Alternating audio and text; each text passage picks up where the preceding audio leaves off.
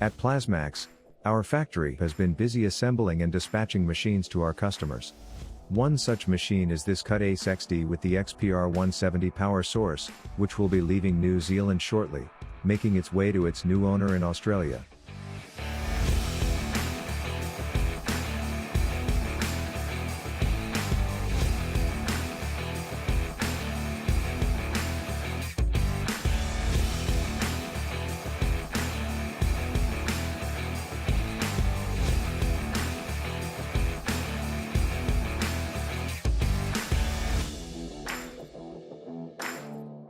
With so much uncertainty to business across the world in 2020, and so many factors outside of normal control, we have changed the way we install new machines at a customer's workshop. For customers in locations we simply cannot get to, due to travel restrictions, or those customers in very remote sites, we can remotely access the main control system of the machine, and set up the software and configurations from our factory for the customer. This can greatly reduce installation costs.